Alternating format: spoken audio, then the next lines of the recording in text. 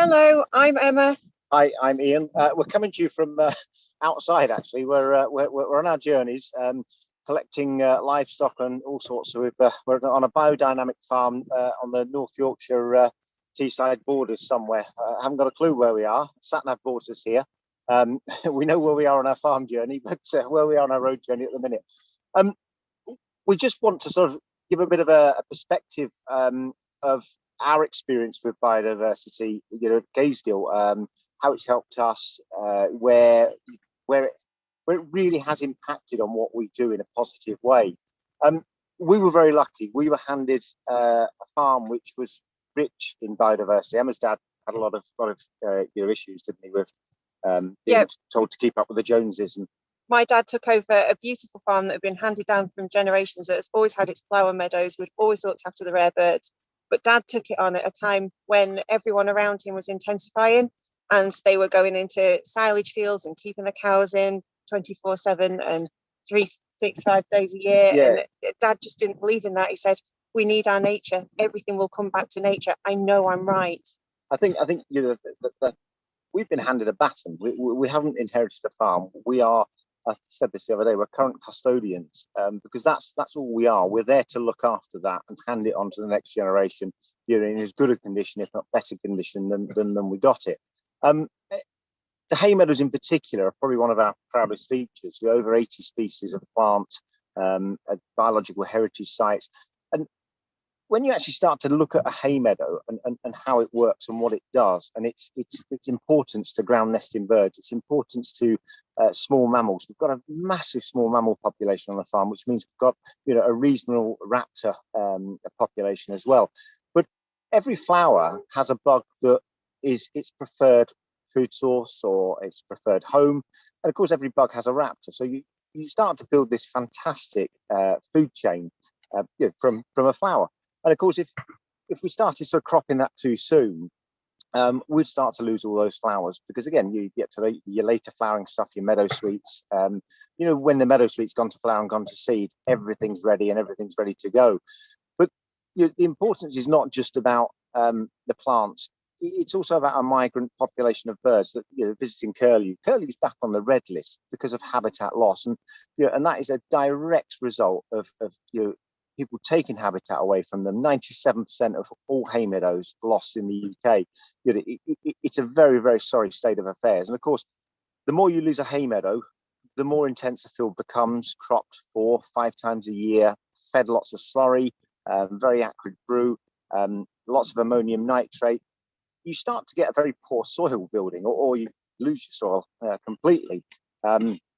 Some of the silage fields around us now they're like walking on a sponge. There is absolutely no organic matter there, no substance to them, and it is quite different. Of course, soil, it's the carbon sink. It's where it's so important for us to be able to store that carbon, with greenhouse gases and everything where they are. The issue we faced on the farm a lot of the time was trying to sort of reduce stocking levels. We were never intensive, but by taking everything we produced direct to retail, it gave us the opportunity of a retail price. That opportunity of a retail price meant we've lost 20 cows out of the dairy herd, so that's a lot less of an impact. We've fenced watercourses off so that nothing grazes into the watercourse, nothing mucks or messes in the watercourse or crosses it and causes diffuse pollution and issues like that. So we've embarked on quite a few programs. Like Emma said, we were handed a very diverse farm, and all we've tried to do is improve. One of the things we set out to do a few years back was lay around 10 kilometres of hedgerow. We're nearly there. We've nearly done that, and those laid hedgerows are so beautiful now. And of course, the species that they're encouraging in and a natural boundary formed.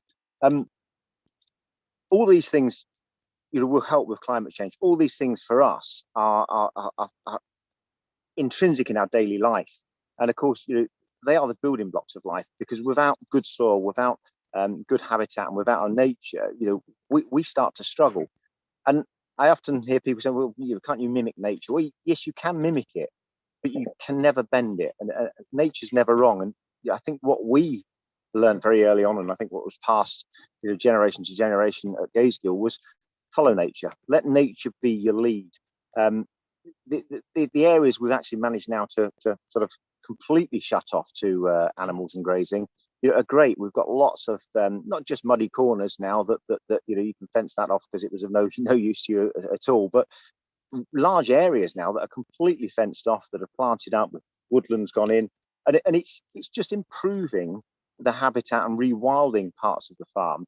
That our journey from a wholesale operation to a retail operation has allowed us to do. Sorry, I'm just looking at my notes because I have a habit of going off off tangent, and we could be here a long time. So the issues that I think we still have to deal with on a daily basis is we still need to feed our grasslands, but we need to do that in a very delicate manner. We're on a program. There are 5 meadows we've taken out of feeding completely. So all we put on them is bedding muck, well-rotted bedding muck, slow release, 6 weeks of slow release of nitrogen. Unlike this slurry that got a massive hit, depending on what time of year you put it on, 95% can be lost to the atmosphere, and this is the issue. We watch happen all around us. We sort of call ourselves an oasis in a green desert. But that slow release nitrogen, that compost put on at the right time, it starts to feed, and there's lots of organic matter going back into the ground as well. The soil, we've got around 20 inches of good, healthy topsoil on Neolithic boulder clay. So apart from being able to grow grass in a drought, the clay could be such a hindrance to us. But because of what we apply and what we put back on, and how we deal with feeding meadows and grassland, it's a very sensitive way of doing that. And like I said, with 5 meadows, we're 2.5 years into these 5 meadows being pulled completely from a feeding program, and we've seen no drop in yield on hay, have we? We have obviously used the animals to graze them at times of the year, but it's great to see the species starting to change a little, and you start to lose some of the more virulent species. Yorkshire fog has started to thin a bit. We've worked with people from the local OMB who, again, have come and surveyed parts of meadows and looked at, is there anything that can be done to improve them? Noted one was yellow rattle short, so yellow rattle went in, and here we are 10 years on now with a great healthy meadow doing really, really well. And what we've seen the yellow rattle do is allow other species to come into that meadow. I think the real sort of message that if there's one message we want to get across today, it's that following nature. It's finding where nature's happiest and nurturing it and helping it along. You start pushing it, and it's going to push back with a vengeance. So I think part of what we do is we do a lot of watching of what's around us. Curlew's arrived at, when was it, 2 days ago? 2 days ago. Middle of the night, Excited. middle of 1:30 in the morning, cows got out. There we are, rounding the cows, putting them back into their bed, and a curlew calls. So wonderful. So all these sort of signs are, the first curlew spotted. It's a bit later than last year, but they've come back. So they've come back to nest, and we now wait. Obviously, bit on yet, but we're waiting for the first swallow, and then about 3 weeks after the swallow, the swifts appear, and we're well into spring, and hopefully on the way to summer. Our farm is built around our nature, and our habitat is our hay meadows for the brown nesting birds. We won't take the grass off until those little guys have flown, and that's our key thing. We can't cut grass until our nature has gone first, and we can make money doing that. I'm sure other people can. Yeah, I think a lot of sideline projects that we've undertaken as well. Renewables, we've really embraced renewables. We're about 75% self-sufficient for electricity now. We are just embarking on a solar battery plan, and that will take us off the grid, which is fantastic, especially with a farm retail enterprise and a restaurant coming. It's a nice position to be in. In the sort of 14 years that we've been at the helm. The place has changed dramatically. Your dad changed the place, and we've all done our bit. We've all taken it the next step. But yes, the renewables for us it's been an expensive step, but it's well worth it. We know that we're a carbon neutral farm, and we're proud of it. I remember the first 4 kilowatts of solar panels we put on. We sold 4 old decrepit tractors, and we've not heard the last of it. We keep getting told that we sold his tractors, but they're earning us money now. They're on a roof, and they're doing something for us, and they're supplying us electricity.